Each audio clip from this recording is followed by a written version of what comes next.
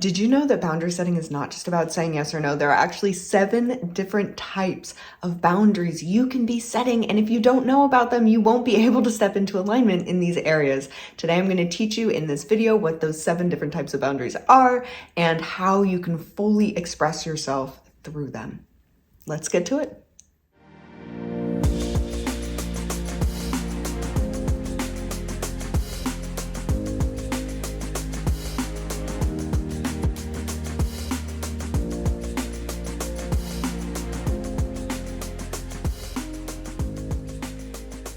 Of the 7 different types of boundaries you can set, there's one that is by far the most important because it has to do with all of the decisions you make for you. And in order to fully understand that boundary, you have to understand the other 6 first. Diving right in, the very first type of boundary is physical boundaries. This seems pretty obvious. It's your body, your personal space, the things that you own, and your privacy, which actually is kind of surprising to a lot of people. Your privacy is something that you have ownership over and you can set boundaries around. So physical space, right? Your house, your home, your belongings, your money, the things that you own or have control over, you can set boundaries around those. What does it look like when someone comes into your home? Are they respectful? Are they allowed to look around? Do they need your permission to explore your space? How do they interact with your belongings? What does that look like for you? You get to choose. And the same thing goes with your body. How do people treat your body? How close can they come to it? How far away do they need to be? What does an invitation to connect with your body look like? And how do you set boundaries when you're out in public with people that maybe you don't want to have access to your body? And same thing with your privacy. When you take space and when you need privacy, is that respected? And what does respect look like to you in that area? The second one is mental boundaries. What do you believe and think? How do you have conversations with people, debates, discussions? Do you allow other people to have their own beliefs? Or are you overstepping boundaries trying to control other people's beliefs, thoughts, and perspectives? This could be on politics, religion, spirituality, life, parenting, anything controversial or anything non-controversial. Your favorite loaf of bread or your hobbies, for instance. But your mental boundaries determine whether or not you respect other people and you're able to have conversations without trying to control their mental boundaries or shift them, and whether or not you're able to hold your own perspectives without giving away your perspectives to go with the flow and get along best with people. Are you able to hold your own beliefs while allowing other people to have their own beliefs? These are really, really nuanced boundaries that most people don't think about, right? We often feel like we want to convince other people to see our perspective, but that would be pushing past most people's mental boundaries. They don't want to be convinced otherwise. They want to be heard and seen and validated. And I'm guessing that the same goes for you. Then we've got emotional boundaries. This is a really big one. How do you interact with the emotions in your body? And do you interact well with the emotions of other people? The biggest idea here is, are you able to take ownership over your emotions, the sensations that you experience in your body, and fully process them through? Or are you avoiding them, ignoring them, or projecting them out on other people? That would mean there's a misalignment in your emotional boundary setting area. And do you attach your emotions to others? This happens all the time. This is through codependency and emotional enmeshment, where our emotions are determined by the emotions of others. We need other people to be happy for us to be happy. If they're upset, we're upset, right? So working on your emotional boundaries would mean differentiating, separating your emotions from the emotions of other people so that you can support others without enmeshing with them, right? Becoming one. It's really important that we start to work on our emotional boundary setting skills so that we can support other people without fully going into their world and taking responsibility for their emotions. Sometimes, especially if you're working through old people-pleasing behaviors or you grew up in chaotic environments, it might have been safer for you to take control of other people's emotions rather than be separate and process your own, especially if you didn't know how to process your emotions. So we often try to take control of other people's emotions. And I want you to work on stepping aside and creating some distance so that you are your own autonomous person with your own emotional experiences. Does that make sense? Emotional boundaries are a really, really big one, and we're going to be talking a lot about them on this channel moving forward. So that is physical, mental, and emotional boundaries. Those are the first three. The next one is sexual boundaries. Sexual boundaries clearly communicate when sexual touch, energy, and activity can happen, and with who and where and how these things can occur in your life, when other people are involved, and just in relationship to yourself as well. So you'll know if you're out of alignment with your sexual boundaries because you're going to feel not good in the body. You're not going to feel expansive and loved and connected and in alignment and nourished, right? So if you've got any sense of overwhelm in the body, it's time to slow down and connect to wherever you feel like you might be out of alignment. Sexual boundaries also include your fantasies, your thoughts and beliefs about sexuality, your activities and your habits, and the activities and habits of other people. So they determine how other people can approach you with sexual energy or physicality.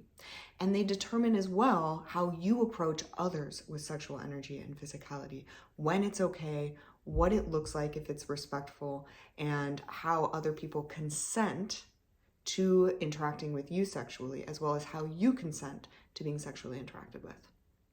The other one is spiritual boundaries. What do you believe the purpose of your life is? Where do you think you came from? What's divine energy? What's God? What's source? What's the creator? How do you make meaning out of your life? And what do you see happening around you in the world on a daily basis? Your spiritual boundaries will really help you determine which mentors you choose, how you make meaning out of the experiences that you have, what keeps you motivated, and what you believe the purpose of all of your actions in life are, right? Spiritual boundaries are a really, really big one. And how do you respect the spiritual boundaries of other people? Because everyone's going to have a different idea based on their own personal experiences of what is going on in this beautiful thing that we call life. The sixth boundary is energetic. Energetic is almost all-encompassing because you can have energy in your body, in your sexual relationships, in your spirituality, in your mind, but your energy all the way around your body, inside and all the way around your body, makes up your energetic boundaries. Can people step into your space energetically? Do you project your energy out towards other people? Do you attempt to take other people's energy to feel powerful or in control? Do you give all of your energy to other people to feel safe and in control that way? How do you work with your energy? Is your energy being drained constantly? Are you just an open tap that's being run all the time? Or do you protect your energy and reserve it and only step into things that drain your energy when you know that you will be receiving energy back? Are your relationships reciprocal when it comes to energy? Do you get energy from the people in your life, or are they constantly pulling energy away from you? That's going to be an indicator that you are out of alignment energetically with the people in your life if you're constantly feeling drained by all of your relationships and you're not getting that nourishment back. And finally, the seventh boundary is personal. Do you interact with yourself in a way that is in alignment with the person that you want to be? Or are you acting and interacting with yourself like the person you learned to be, even if that's no longer serving you? Your personal boundaries make up your thoughts, your emotions, your body, your feelings, your spirituality, your energy. It makes up everything that you experience. And your personal boundaries refer to your expectations for self. Are you in alignment with your expectations for yourself? Do you follow the expectations you have for other people as well? Do you hold yourself accountable? Do you do the things that you want to do to create the life that you want to live? Or do you avoid the things that you want to do and step out of your own personal boundaries and stay stuck in old patterns and old beliefs and old emotional states?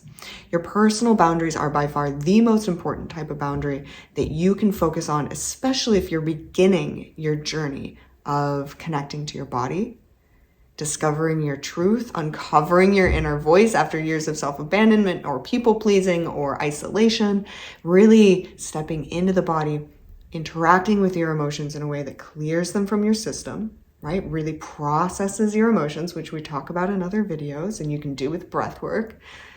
Processes the emotions, accesses the inner wisdom that you have within you. What do you authentically need, desire, and expect? What do you require of the people in your life and of yourself? And do you take actions that are aligned with those needs, desires, and expectations? These are your personal boundaries. When you're starting out, you always focus on finding alignment first in your personal boundaries, because that is what you are 100% in control of. How do you treat your body? Do you nourish it with food that feels good? Or do you put food in it that doesn't feel good in order to distract yourself, or because it's a habit or a craving? How do you nourish your thoughts? Do you redirect negative thinking, negative self-talk, limiting beliefs? Do you work with those in a compassionate, loving way in order to shift them towards confidence and loving thoughts in the body that actually move you forward towards the person you want to be? How do you interact with your emotions? Do you avoid them and shut them down, or do you nourish them and process them? Right? What meaning do you make out of life? Do you have mentors, books, or podcasts that help you explore and expand into greater sense of purpose? And how do you interact with yourself sexually? You have all of these different ways that you can set personal boundaries with yourself. Do you have fantasies that don't feel good? Do you have beliefs or habits with your body that leave you feeling yucky? And maybe society just gave you those. You should feel nourished by everything that you do. You should feel more like yourself with everything that you do. These are your personal boundaries. And then how do you use your energy? Do you give yourself energy, or do you do things that are draining your energy? Are you scrolling on TikTok? Are you like in La La Land in the internet? Are you working on projects that are creative and inspiring to you? Your personal boundaries is every single moment of your day. Are you holding yourself accountable to the life that you want to live? Yeah? Pretty cool, huh? That's a big one. So if you're just starting out, start focusing on your personal boundaries and figure out where you feel out of alignment. And you're going to know if you feel out of alignment in your personal boundaries, because you're going to feel a uncomfortable or challenging or overwhelming emotion in the body when you do that thing. When you have the thought or you take that action, it's not going to feel like love, inspiration, joy, goodness, abundance. It might feel like guilt, contempt, anger, depression, embarrassment or awkwardness. It might feel like anxiety or frustration, right? So any of these more challenging emotions are always indicators that you're out of alignment with a personal boundary, and you need to slow down, process the feeling, get the wisdom from it. What is it trying to tell you? What do you need to do? What do you need to believe? What thoughts need to shift? And then what action do you need to take to be back in alignment? These are your aligned actions, all right? Thank you so much for joining me. I know that's a big one. Drop your comments and questions down below. Like this video if it was helpful to you, and subscribe for more. I release breathwork videos every Sunday and creative coping and embodied boundaries educational videos every Wednesday. Mwah! Love you so much. See you in the next one.